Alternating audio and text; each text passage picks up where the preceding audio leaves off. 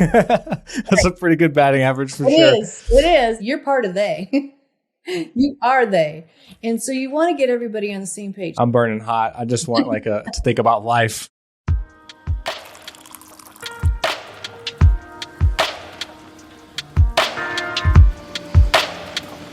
Welcome, everybody. This is Tuesday Morning Grind, episode number 55. Today we have DuBe with us. CJ is a EOS implementer. So if you're not familiar with what EOS is, there's a book called Traction that's probably one of the best-selling business books of all time. It has to be. It certainly has influenced Risk 360 in the way that we think about business. CJ, we actually have 3 books. We have Scaling Up, Traction, and a book called by Jack Stack, called Great Men Business. Those we all I consider foundational to business. That's good. But what Traction does is it talks about if you're an entrepreneur or business and you want to implement a system to manage your business, this kind of provides a system to do that. And CJ, you've helped what I think 110 plus companies do this. You've been a lifetime entrepreneur, and you're also the global community leader for EOS Worldwide. So I think we're going to learn a ton today. So I'm very excited. Oh, I'm excited to be here, Christian. Thanks so much for having me. Absolutely. So how did you get into becoming an implementer for EOS? Because I feel like that's not one of those things you just stumble into. You have to realize that you can teach people how to do this. So how did you become an implementer? It's a great question. So I've been an implementer for 12 years. Prior to being an implementer, I also was a partner in an HR contract consulting business, but then I was also a member of Entrepreneurs Organization. So I sold my business, my part of the business, in 2009, and I was still a member of EO. And that was about the time the book Traction came out. And so everyone was saying, CJ, you have to read the book Traction. You have to read the book Traction, which, like every crazy entrepreneur, I finally sat down and I read the book and I went, oh, I did some things really well. However, I could have done a lot of things better. And that's where I really started thinking about, what do I want to do? Because it was about to be the next chapter for me. What was I going to do next? And I learned more about being an implementer. And I spent some time talking to a couple people. Mike Payton, our previous visionary for EOS Worldwide, him and I talked a lot because we were both in Minneapolis. And we ended up partnering, which was fun.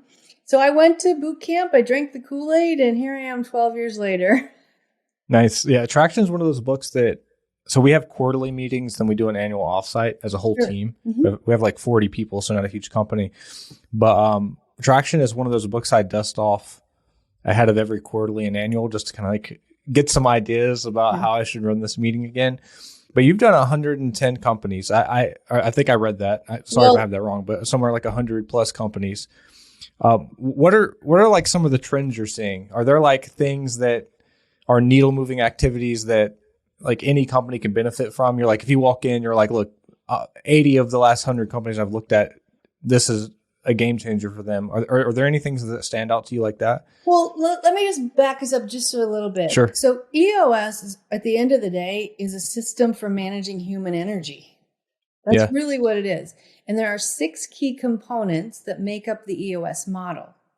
And in each one of those pieces of the model, there are 2 tools in it. So every one of the 6 key components that make up the model, they all connect to each other. So vision, what's your vision? Do you have the right people in the right seats? Data, what is the numbers? How are you tracking your numbers? And there's tools in there. And then a specific issue solving track. And then then you have your processes component and your traction component. And as Gino Wickman would say, vision without traction is hallucination. So it's really about getting 80% strong in each one of those 6 key components and to get the real simple results you're looking for. So our goal is really to help you get 80% strong. There are many business management systems, other systems out there that are trying to get you to perfection, 100%. We're saying if you get to 80%, you are really growing and you've got great people in your organization. I always liken it to, if a number goes off track, so say one number goes off track, well, you typically either have a people issue or a process issue. So that's just an example of how they all tie together. to get more specific with your question, if there's one tool that I always like to see everyone do, it's the L10 meeting. The L10 meeting really is that pulse of keeping your leadership team together and then helping your department stay together with the L10 meeting as well. Can you talk about that? Like, what is an L10 meeting? How's it structured? Yeah, thank you for asking.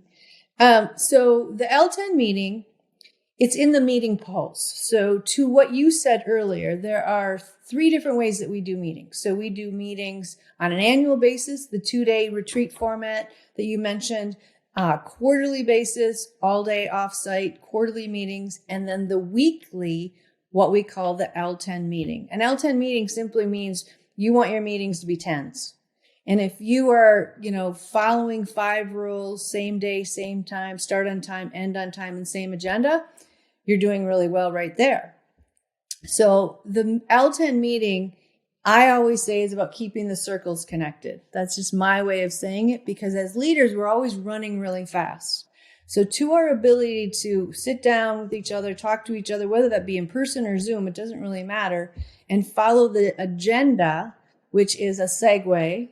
And then you have a check-in on your rocks. Are they on track or off track? Check in on your scorecard numbers. Are they on track or off track? And then do you have any, headlines, people headlines you need to make sure you're sharing? All of those are like reporting only. We all walk out of our meetings with to-dos. So we record those to-dos. 9 out of 10 of your to-dos should be falling off every week. But 60 minutes of a 90-minute meeting is specific to helping you solve those issues. And in my world, issues is not a negative term.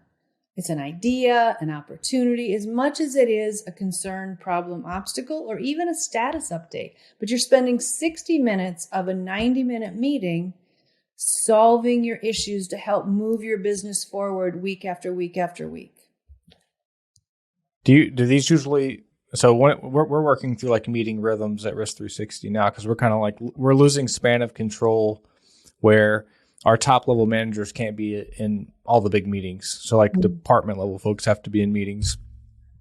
Do you usually see an L10 meeting being at the ELT level, or like ELT plus the departments would also be having theirs? What's the typical structure for that? So the structure is the leadership team. When I refer to a 90-minute meeting, that's for the leadership team once a week. Okay. Mm-hmm. But then you move to department meetings from there. So your leadership team, typically a leadership team is 3 to 7. Once you get over 7 people, you have a little bit of a diminishing return. So 3 to 7 people on a leadership team meeting once a week to keep things moving forward. Then each leader has an L10 meeting with their department. So think of it in tiers. Leadership team, go 1 tier down, and 1 tier down. If I'm the head of sales, then I go have an L10 meeting with my direct reports. So if I had 3 regions and there were 3 regional managers, for example, I would have an L10 meeting with my direct reports. There'd be 4 of us. But then they would have an L10 meeting with their region as well. Yep. And I would just say this, they do not need to be 90 minutes. It could be 60 minutes. When you get to the department level, you do what's best for the department. It could be 60 minutes every week. It could be 60 minutes every other week. It's just figuring out the right meeting pulse for each level. But in a ELT team, as you said it, you're moving fast. You're growing fast. Most companies are growing quickly. And so you need to keep those circles connected, because then you're off for the rest of the week moving in a lot of different directions. One of the things that we're struggling with is, as we've lost span of control, is kind of giving that next level of leadership the tools they need to have an effective critical number, have an effective meeting, and know what to roll up to the next level so the leadership team can do that. So as you've seen leaders lose span of control and like have to empower the next level of leadership, like how do you train them to have a good meeting? What's the process to do that? Well, there is, it's a training. It's, the description of it is in the Traction book, and there's 6 books in the Traction library now, but it's teaching them what you're already doing. So you do your L10, you teach them I'm the person leaving my leadership team, and I'm going to go teach my sales team how to do these L10 meetings and the time it is. And then at the end of the meeting, you're giving cascading messages that you want, you're reviewing your to-dos, and then you're rating the meeting. We all rate our meetings on a scale of 1 to 10. So we're holding each other accountable. And here's what I've experienced this year more than I've ever experienced in 12 years. It is around that mid-management level.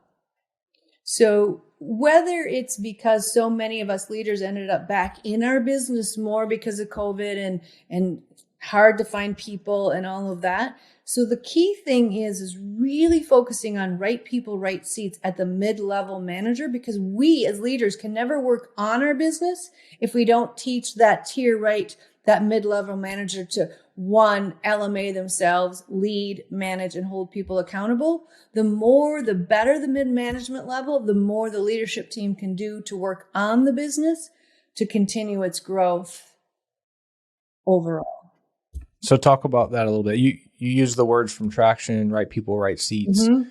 And I think, well, I'll speak for myself. I can't speak for everyone. But one of the things I realized that we needed to do, because we're rapidly growing, is basically the org structure changes. Yes. Maybe twice a year sometimes, because we doubled, for example, this year. When you're walking into an organization, or if you're a leader thinking about right people, right seats, like where do you begin? How do you kind of help companies think about what seats they need and who the right people in those seats are? So there's two key tools ultimately when you think about right people, right seats. The first tool, it's right person is tying directly to your core values. So when I'm working with the team, I'm doing a couple exercises to help them discover what those core values are. And core values is a term that's used everywhere now, right? It's used in the colleges everywhere. But when you do the exercises, you're really dialing into what the heart, the soul of your business is. What are those characteristics? And you as a leadership team absolutely say what those core values are, and then you decide how you're living and breathing them. And the tool we use with right people is called the People Analyzer tool.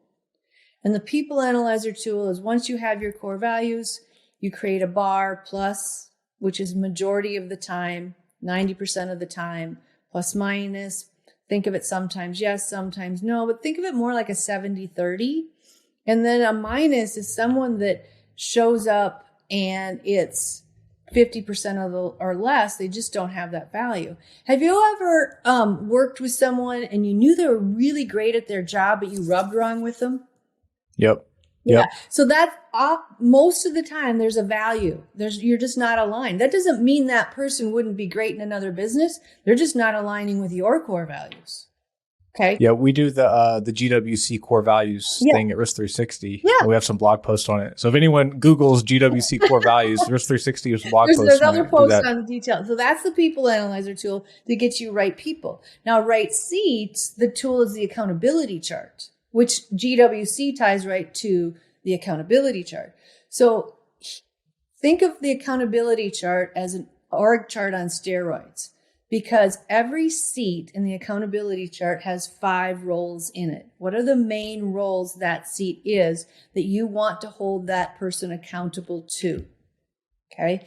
So, and I do this often. Like even last week, team I've been with 7 years, we took clean slate and we said, okay, we need to redo this accountability chart. And I always joke and I say, okay, I fired you all. Let's go up here.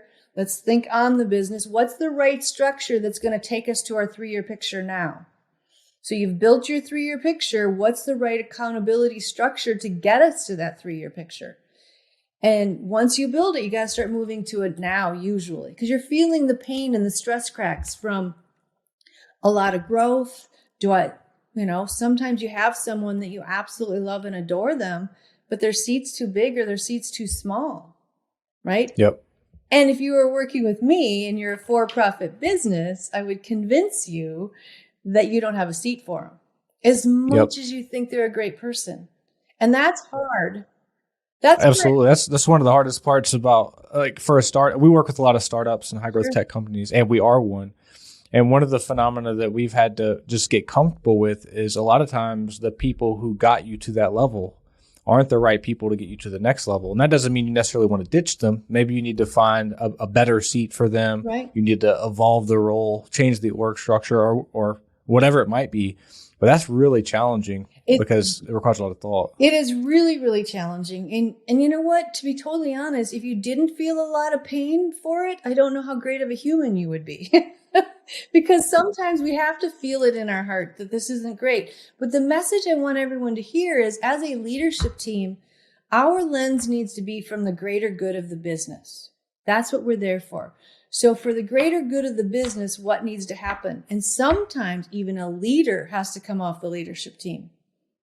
Yep. Sometimes you don't have a right leader at that leadership team level any longer.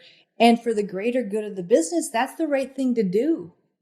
It doesn't you see that all the time, even with board of directors. Like, companies come in and they'll get funding, and then sometimes the founder or the CEO, has to take a step back and bring in a professional CEO, and that's difficult on everybody, most especially the founder. But to your point, if you're looking out for the business, sometimes you have to make those tough moves. Yeah, and so that's taking some of the emotion out, and it's not easy. But greater good of the business is what we're there to do.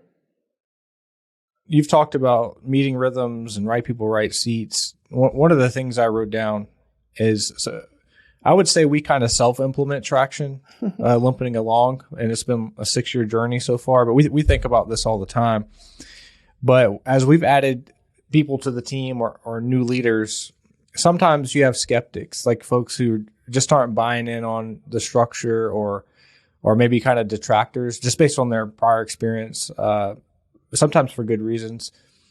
How do you handle detractors or skeptics of the operating system when you're trying to implement it for your clients? Have you run into that? Sure.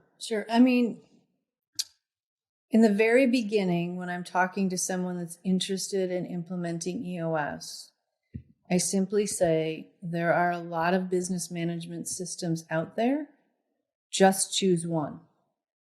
Just choose one. It doesn't need to be EOS. If you think there's a system out there that is better for you, your team, your company, then choose that. But the key word is commitment, because implementing any business management system takes time and effort, and sometimes it's pushing a boulder up a hill. So, because the flavor of the month doesn't really work, right? When you have an entrepreneur who has lots of ideas, think of it as the visionary. He's bringing in this new book, this new system, this new whatever, and you're driving your employees nuts.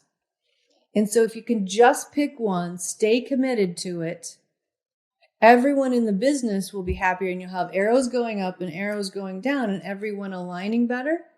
So all I ever say to anyone is, when I hear pushback, or I say, oh, why do you do it that way? Or what do you do this way? And I said, because Gino pulled all the levers for us. And when I mean it, I mean literally mean all the levers. I mean, as I joke, in the early days, to date myself a little, I'd say, what about this, Gino? He goes, CJ, go try it 27 times. And if it works, then come back to me. I'd go try it, and nope, it didn't work. And so then I'd go back. So now, with confidence, I can say, just commit. I promise you, trust me, this works. But if you're not committed to it, then go choose something else.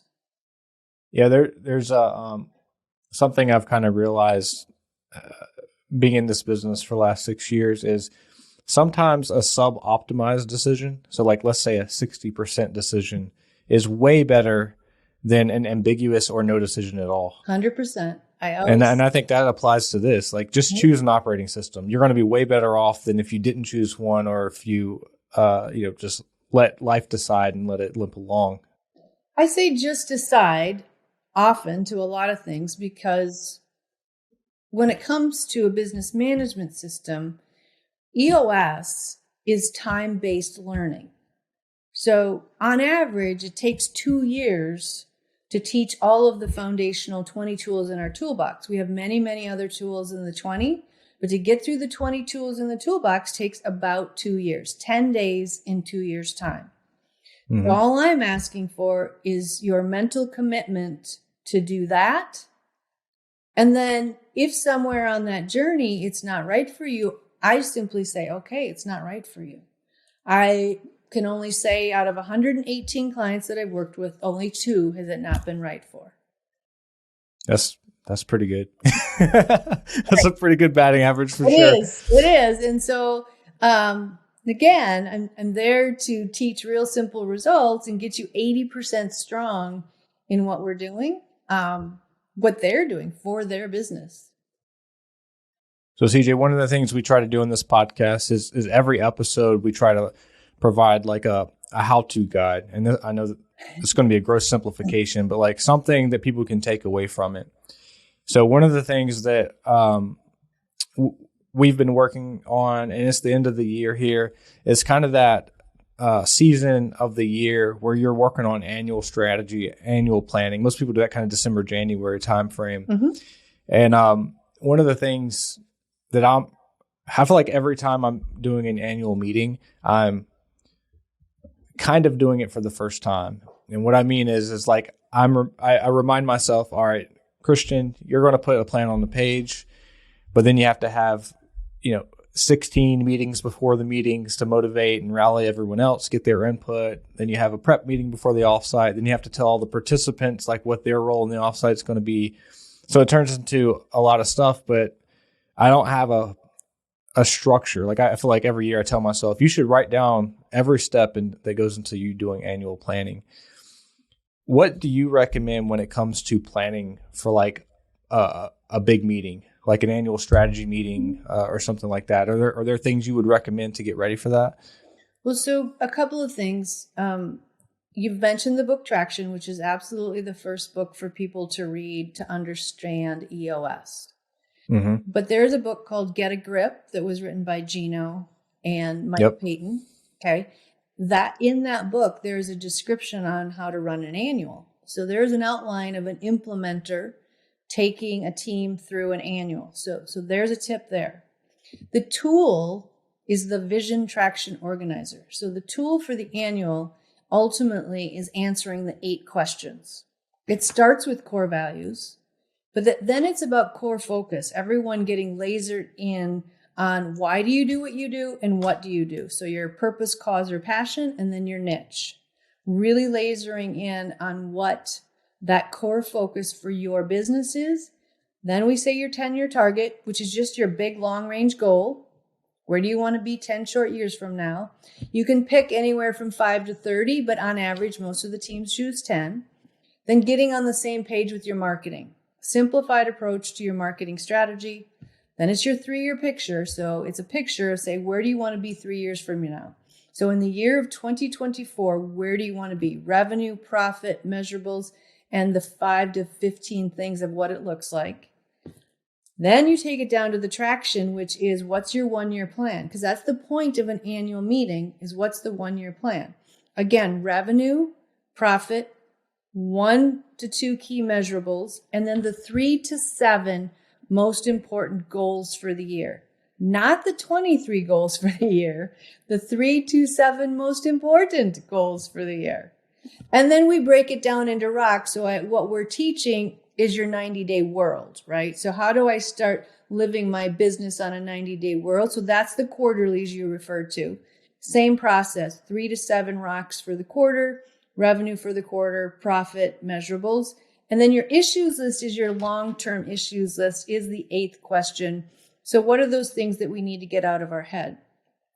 The key thing with an annual is adding in some team health, having time together to just spend time together, saying where we've been, where we're at, doing a little bit of team health. We do a SWOT analysis, strengths, weaknesses, opportunities, threats. And then the following day, you're kind of going back into the weeds to make sure you get that 1-year plan and your rocks built. So prep is you're answering 8 questions. So it's everyone, if you've already have one built, VTO, before you go into your annual, spend time, take what I call a clarity break. Just take time to review that, think through what you want for the future. And the best annuals are those that teams that sequester themselves, take yourself to an offsite location, stay overnight, have a team dinner, build in that team health together. And then the only other thing I would say, the more from a preparedness, is what do you see your budget to be for having that ready for your annual as well is very good. I'm hoping that's answering your question. It is. We do a version of the Vision Traction Organizer, which I think is helpful because it narrows it down to kind of 8 sections that you listed there, things to think about. Where we, I think, not struggle, but like vary a little bit from year to year would be the prep to get ready to have that conversation.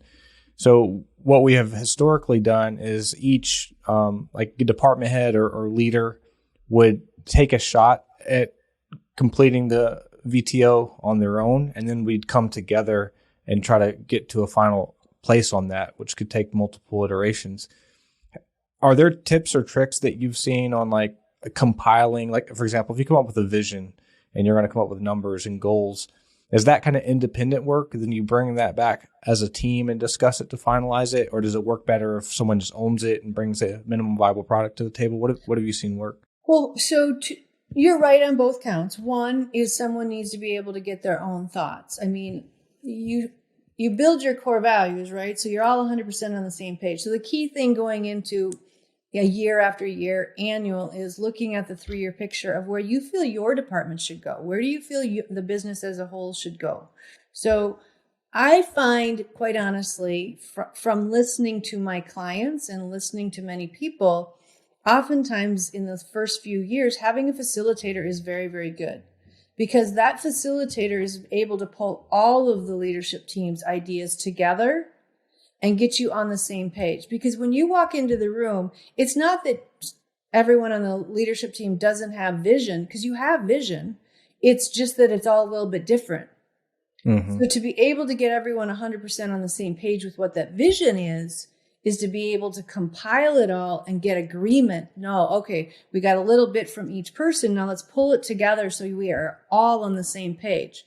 Because you don't want to walk out of a room going, they said, or they think, because you're part of they. You are they. And so you want to get everybody on the same page. So having time to process and think through before you enter an annual, absolutely important, right? Having that time, because truly you need to be able to spend time, because thinking's kind of the hardest work that we do. Right? Yep. So we want to be able to float out, think about it. But then when you come together, it's about getting on the same page. That's really what it's about.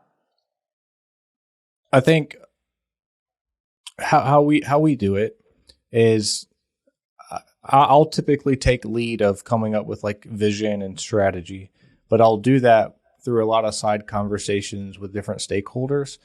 Then I'll compile what I'm hearing and my own thoughts into something like it's like an 80% solution for us to work on. And then they'll also bring their own thoughts, but at least there's someone taking the lead and it's close to like, is that common? Do you see like CEOs typically taking the lead on the annual and the prep, or is it, or some other collaboration going on? And I know we have the visionary and integrator and traction, so it's probably the visionary doing that, but who's the individual typically taking the lead? So your integrator is the glue. Your integrator is the person who's working hard to pull everybody together. Your visionary and your integrator are having same page meetings together to get on the same page first. So your visionary is, of course, the one that's going to have, 20 ideas a week, and only one's any good. But the one that's good is the one that hits it out of the park. But your integrator is ultimately the filter. So your integrator is filtering a lot of the visionaries' ideas to help them get to the full leadership team. So your integrator is the one that's pulling a lot of things together to be able to get us to a final vision. And then the strategy to me is how we're going to get there, right? So you build it and you say, this is what we see 3 years out. Now, how are we going to get there? And what do we have to do in our goals for this year to get us to 2024? And breaking that down to by priority, because as humans, we always take on too much, especially people that are grow or die oriented. We want to grow, grow, grow, but sometimes we have to slow ourselves down to go faster. Yeah. And for those of you who aren't familiar with the visionary integrator terminology, I think the visionary is that archetypical CEO, knows the market kind of thing, but not always. And then the integrator, I think typically is probably like a president or a COO. They probably hold other titles. There could be other things, but that's pretty typical. You got someone who's like marketplace oriented, which would be that visionary, and then the integrator, who's the, like you said, the glue person who actually makes all that stuff happen, filters out the bad ideas. Yeah, and I resonate with that really, really well, Christian. And that's the way most people look at it. We take all titles out because I don't care about the title. I care mostly about the function.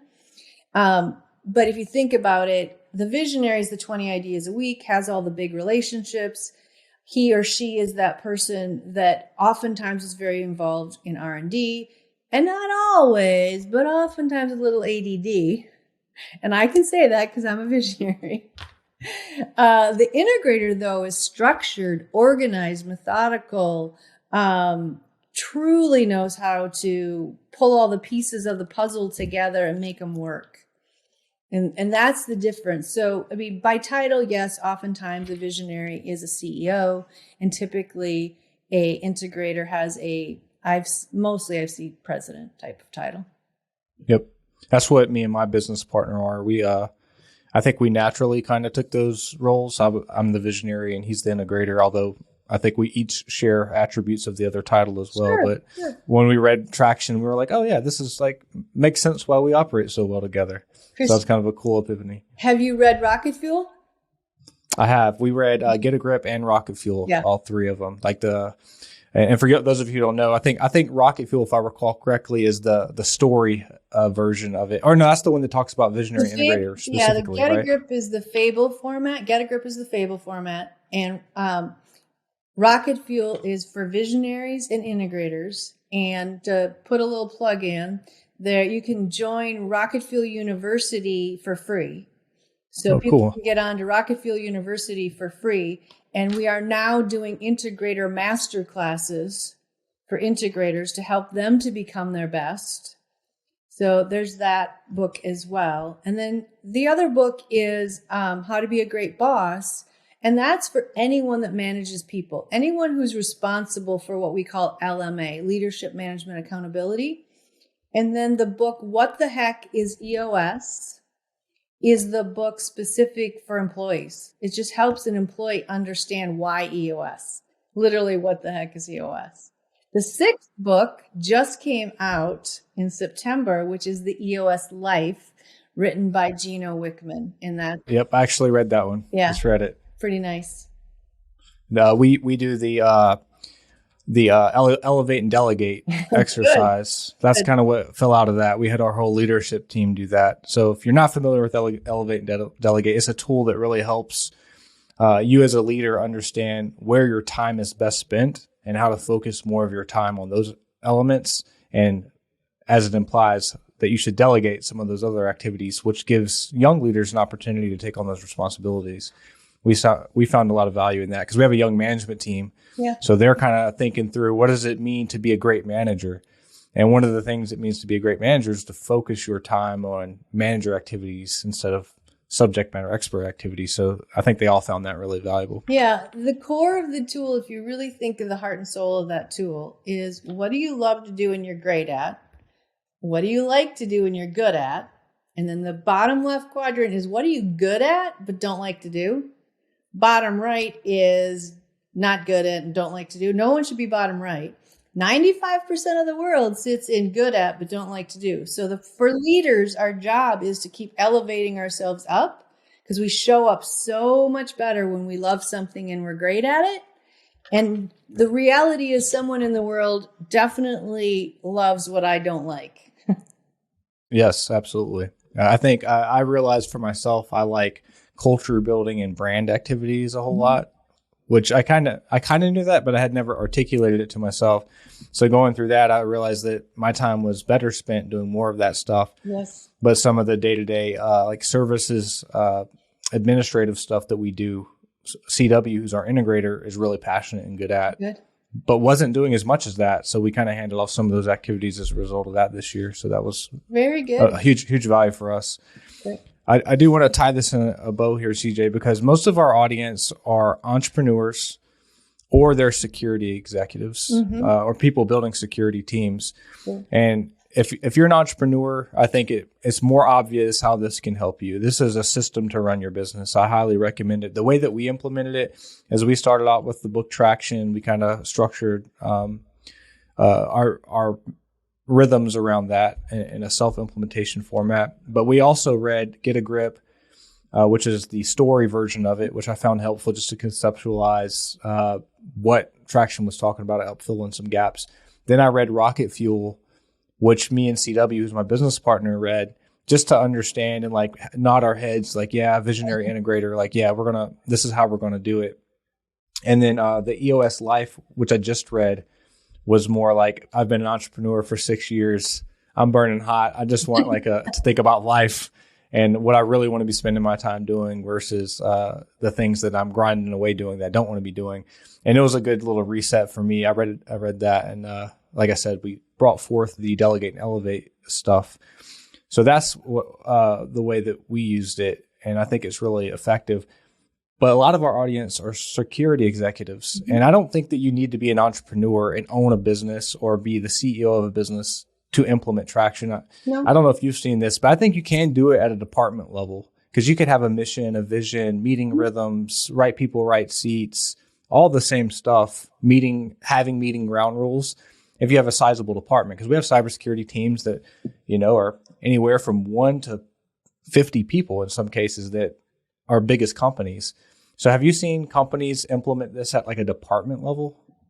I have. Having done it for 12 years, I would say it's a small percentage that have done it, just to be open. Our target market is typically businesses that are 10 to 250 employees. Mm-hmm. So yes, if there is I did it for a large department of a larger company, and it works great. And I actually there's an umbrella company that's a publicly held company, and I do it with a lot of their separate businesses. They are separate businesses. It can be done as a department. The tools work for even a sole proprietor, right? I mean, at the end of the day, as an implementer, I have my own VTO. Now, I have probably 4 of us, but my assistant team, my integrator, we do the VTO together, and there's only 4 of us. So the tool can be used for sure, for many different reasons. A lot of the tools all can be used. It's just our target market where we found it to work best is entrepreneurial companies that are 10 to 250 employees, that are willing to be open, honest, and vulnerable is the other piece to it. But for sure it can work. And then I just want to say this, anyone can go to eosworldwide.com and download for free all of our foundational tools. So you can download that VTO and start working on it right away. Hey, CJ, one of the things that we did as a company, like I said, we're 40 people, but we're growing fast, mm-hmm. is since we implemented a version of Traction as a company, I wanted to give our service line leaders, which are almost like companies of themselves, that each of them are between 2 and 10 people right now, the tools to begin structuring their team. And we kind of picked and chose what made sense from the book Traction. So, for example, each department has like a subvision. Each of them have their own meeting rhythm. Sure. They're teaching their team like ground rules for having meetings and stuff like that, which I found hugely effective for us. And it was nice because we had implemented that at the firm level, but because each of our service line leaders and department leads are also doing kind of a mini implementation themselves, it kind of gets us all rowing in the same direction. So that was really cool for us. It's ultimately a lot of EOS is getting people to talk the same language. Mm-hmm. There's things that have been around for 10 years, 100 years, and Gino masterfully pulled them all together. And what that does is it helps everyone to have the same language and to be on the same page. Yeah, absolutely. CJ, I know you've mentioned these several times, but another thing we like to do is just talk about books and resources that if people want to learn more about the topic, they can go. And you've mentioned a few, but could you kind of rattle off the books and then maybe like if there's websites and stuff people can go to begin this journey where they can go? Absolutely. So 6 books in the Traction library. The first one is definitely Traction. And then it's Get a Grip, which is a fable format of telling you what it looks like to have an implementer walk you through the EOS system. Then you have Rocket Fuel, which is for visionaries and integrators. And then you have How to Be a Great Boss, which is for any manager, anyone who's managing people. It walks through all the tools there on how to be a great boss. What the heck is EOS is specific to employees. So employees can understand why EOS really is what that one is. And the newest out is the EOS Life, which is all about doing what you love with people you love, making a huge difference, being paid appropriately, and having time for other passions. Absolutely. Well, CJ, that's awesome. Thank you so much for sharing this information. And if anyone out there is trying to get a grip on their business, I highly recommend this. That's why I wanted to bring you on, CJ, because I think it's such an important and cool tool for entrepreneurs. If you guys want to learn more about Traction, you can visit those resources that CJ threw out, and I think you'll really enjoy it. So CJ, thanks so much for your time today. Absolutely. If anyone has any questions, you can go right to eosworldwide.com, or you can reach out to me at cj.dube, DUBE, at eosworldwide.com. Absolutely.